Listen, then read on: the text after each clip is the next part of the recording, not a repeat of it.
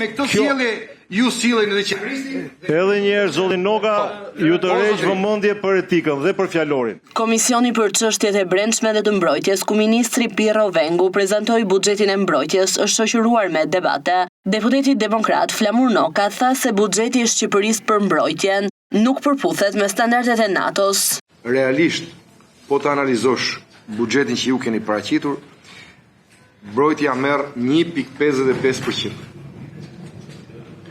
0.45% janë emergjencat, është skemë sociale, është shëndetësia, është administrata që e fryrni her pas here ju si pas interesave elektorale. Pra, e gjitha kjo që i paraqisni ju si buxhet të arrirë në kuadrin e kërkesave të NATO-s 2%, është identike me atë mashtrim që kryeministri bëri në fushat, që sa po të vi vera do të kemi një flotilje avionësh për të shuar zjarrin, dhe pastaj dolët ju dhe thatë që nuk e blem do të flotiljen se s'kemi pilot. Po, për defekt pilotësh, për munges pilotësh, pra, nuk keni përpiluar një buxhet në letra 2%, por nuk keni zbatuar absolutisht metodologjinë në NATO-s në hartimin e buxheteve. Keni zbatuar një metodologji ala rilindje. Mbush e mbush, thjesht të plotësojmë disa shifra, pra për një 2% në letër. Ndërkohë, që ju e dini shumë mirë, që NATO është duke avancuar në kërkesa që buxheti të jetë 5% e prodhimit të brendshëm bruto. Pra, 3.5% do planifikohet shumë shpejt që të jetë hard defense dhe 1.5% infrastrukturë dhe siguri e zgjeruar pastaj. Ministri Vengu deklaroi se edhe vendet të tjera të NATO-s kanë të njëjtin buxhet, ndërsa debati vijoi. Dhe metodologjinë ja u bëra të qartë, i nderuar, ju thash që sa herë i kërkojmë taksapaguzëve buxhete për mbrojtjes, ne do sigurojmë dy gjëra.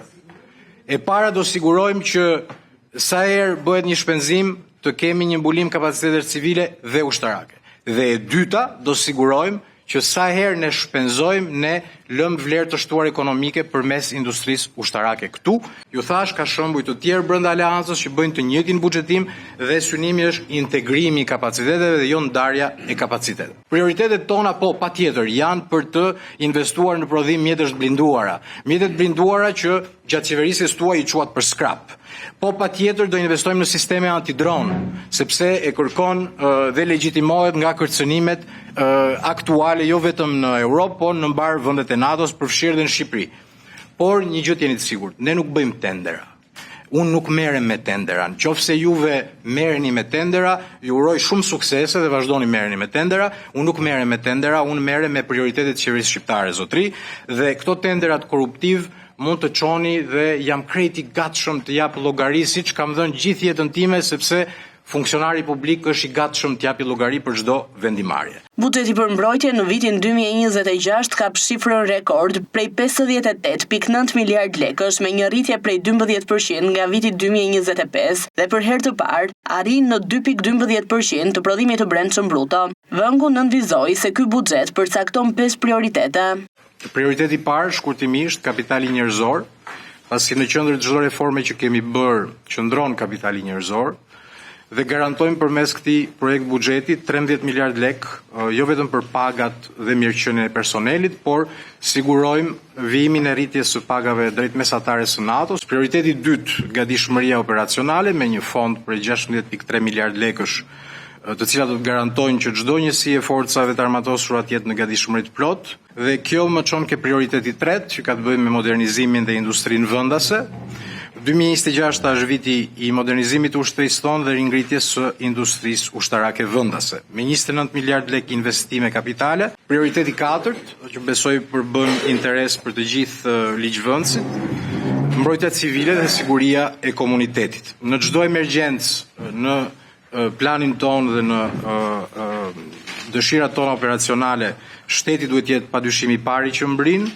Kemi dedikuar 4.3 miliard lek për emergjencat civile, afërsisht 8% buxhetit, dhe pika e fundit, digitalizimi dhe inovacioni. Po investojmë në sisteme të integruara komandim kontrolli, në rrjetet sigurta komunikimi, dron inteligjent, analitik të avancuar për vendimarrje në kohë reale. Vengu njoftoi gjithashtu se qeveria ka miratuar aktin e fundit të paketës së akteve nënligjore për shërbimin rezervist, si hapin e parë drejt krijimit të një force rezerviste kombëtare.